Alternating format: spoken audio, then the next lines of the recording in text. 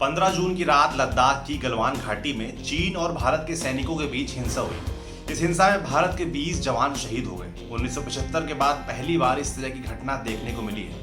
देश गुस्से में है, बदला लेने की बातें कही जा रही हैं, चीनी सामानों के बहिष्कार की बात की जा रही है। इस घटना के बाद भारत को आगे क्या करना चाहिए, इस पर रिटायर्ड फौजी जनरलों ने जो सलाह दी है, आइए वो आपको बताते हैं। पहला नाम है मेजर जनरल डॉक्टर जी द्विवेदी।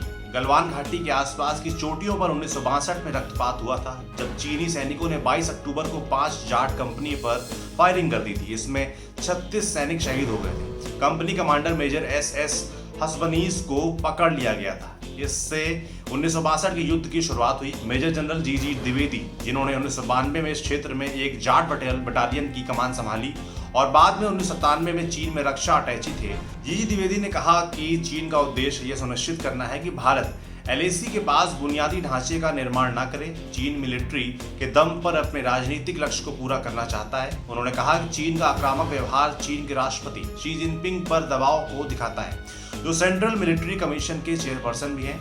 वो पूरी दुनिया में कोरोना और घर में आर्थिक मंदी के कारण आलोचना झेल रहे हैं। उन्होंने कहा कि चीन की आर्मी PLA का उद्देश्य दारबुक DBO सड़क पर हावी होना, फिंगर एरिया में अपनी स्थिति को मजबूत करना, गलवान पैंगोंग सो में लिंक सड़कों के निर्माण को रोकना और अपनी शर्तों पर डी-एस्केलेशन पर बातचीत करना है। चीन ने चुपचाप और लगातार LAC के पास बहुत सारे बुनियादी ढांचे का निर्माण किया है और अब वे पहाड़ी पर हावी होना चाहते हैं। कोई भी मिलिट्री मैन आपको ये बताएगा कि यह क्यों मायने रखता है, क्योंकि यदि आप हिल टॉप्स पर कब्जा नहीं करते हैं तो आप बैठे हुए दलदल की तरह हैं। उन्होंने कहा कि भारत को 30 अप्रैल से पहले की यथास्थिति बहाल करने के लिए दृढ़ होना चाहिए। उन्होंने कहा कि हमें उस पर दृढ़ रहना चाहिए, चीन को वापस जाना ही होगा। आगे क्या पर उन्होंने कहा कि बातचीत इस बात पर निर्भर करती है कि आप जमीन पर कितने मजबूत हैं।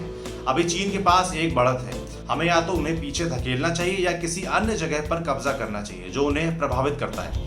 द्विवेदी ने कहा कि सैन्य कार्रवाई राजनीतिक, राजनयिक और आर्थिक कार्रवाई के साथ होनी चाहिए। उन्होंने कहा हमें भू राजनीतिक क्षेत्र में चीन को अलग थलग करना चाहिए और अपने पक्ष में सर्वसम्मति सुनिश्चित करनी चाहिए।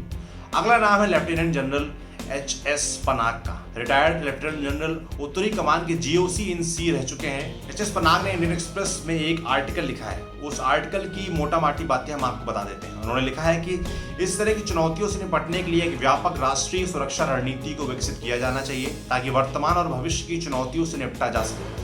इसे औपचारिक रूप दिया जाना चाहिए और संसदीय जांच के तहत रखा जाना चाहिए। उन्होंने अपने आर्टिकल में लिखा है कि किसी भी सरकार ने अब तक एक स्पष्ट राष्ट्रीय सुरक्षा रणनीति नहीं बनाई है। हालांकि डिफेंस प्लानिंग कमेटी को 2018 से एक राष्ट्रीय सुरक्षा रणनीति को औपचारिक रूप देने का आदेश दिया गया है, लेकिन ऐसा लगता है कि बहुत कम काम हुआ है। सरकार को विपक्ष, संसद, मीडिया और जनता को विश्वास में लेना चाहिए। जमीन पर वास्तविकता समझानी होगी। हमारी मिलिट्री में इतनी ताकत है कि वो PLA से सेटलमेंट कर सके। वहीं हिंदुस्तान टाइम्स से बातचीत में HS पनाग ने कहा कि भारत को कोशिश करनी चाहिए कि चीनी सेना पीछे हटे और 30 अप्रैल से पहले वाली स्थिति बरकरार हो। बातचीत के जरिए मामले का हल निकलना चाहिए। 1962 के बाद ऐसी स्थिति खड़ी हुई है। अगला नाम है पूर्व सेना प्रमुख जनरल VP मलिक का। भारतीय सेना के पूर्व प्रमुख जनरल वेद प्रकाश मलिक 1999 के कारगिल युद्ध में पाकिस्तानी घुसपैठ के खिलाफ भारत की निर्णायक जीत का नेतृत्व किया था। उन्होंने कहा कि इस घटना ने उन्हें सितंबर 1967 की नाथुला दर्रे की घटना की याद दिला दी। उन्हें उस समय वहां भेजा गया था। सितंबर 1967 को नाथुला में भारत और चीन के सैनिकों के बीच टकराव हुआ था। उन्होंने कहा कि भारत और चीन के बीच गतिरोध के समाधान के लिए कूटनीति और सैन्य स्तर पर बातचीत का दौर जारी है, लेकिन इस बात से इनकार नहीं किया जा सकता कि ग्राउंड लेवल पर तनाव व्याप्त है। चीन नहीं चाहता है कि भारत घाटी के आसपास निर्माण कार्य करे। इस तरह की घटना गलवान वैली में पहले कभी नहीं देखी गई थी। उन्होंने हिंदुस्तान टाइम्स से बातचीत में कहा कि सैन्य बलों को तैयार रहना चाहिए। लगता है कि सरकार अब आगे बढ़ने के लिए अतिक्रमण हटाने से पहले राजनयिक और राजनीतिक स्तर पर संभावनाओं का पता लगा रही है। उन्होंने कहा कि मेरा मानना है कि किसी भी सैन्य स्तर की बातचीत से कोई हल नहीं निकलने वाला है। इसे अब राजनयिक और राजनीतिक स्तर पर निपटना होगा। हालांकि सशस्त्र बलों को किसी भी सैन्य कार्रवाई के लिए अतिरिक्त सतर्क रहना होगा। वहीं इंडियन एक्सप्रेस से उन्होंने कहा कि यदि बातचीत से हल नहीं निकलता है तो भारत को लद्दाख की गलवान घाटी में एक लंबे संघर्ष के लिए तैयार रहना चाहिए। इस तरह की हिंसक झड़पें और देखने को मिल सकती हैं। चीन की सेना हथियारों से लैस है। पहले भी इस तरह की झड़पें होती रही हैं, लेकिन इस बार चीन की सेना भारी और लंबी दूरी के हथियारों के साथ है, जिसमें मिसाइल शामिल हो सकती हैं। भारत को राजनीतिक और डिप्लोमेटिक स्तर पर चीन को पीछा करने के लिए लगातार काम करता रहना होगा। अगर डीएस्केलेशन तेजी से नहीं होता है तो इस तरह के और संघर्ष देखने को मिल सकते हैं। अगला नाम है पूर्व सेना प्रमुख जनरल रिटायर्ड शंकर राय चौधरी का। नवंबर 1994 से सितंबर 1997 तक थल सेना प्रमुख रहे शंकर राय चौधरी का कहना है कि भारत को चीन के साथ पूर्ण युद्ध नहीं बल्कि संघर्ष के लिए तैयार रहना होगा। 1962 के बाद दोनों पक्षों की ताकत कई गुना बढ़ गई है। उस समय दोनों देशों के बीच एक संक्षिप्त युद्ध हुआ था। उन्होंने कहा, भारत 1962 में नहीं है। हमें यह भी याद रखना चाहिए कि चीन भी 1962 में नहीं है। भारत को युद्ध से निचले स्तर के संघर्ष लेकिन सीमा पर होने वाली झड़पों से ऊंचे स्तर के लिए तैयार रहना चाहिए। इसके साथ ही कूटनीतिक रूप से भी मुद्दों को संभालना चाहिए। भारत ने अपनी क्षमता कई गुना बढ़ा ली है, दुर्भाग्यवश आर्थिक रूप से इतना अधिक नहीं। सैन्य रूप से हम चीन का मुकाबला कर सकते हैं, लेकिन इसके लिए हमें काफी धन चाहिए। अंतिम नाम है पूर्व सेना प्रमुख जनरल विक्रम सिंह का।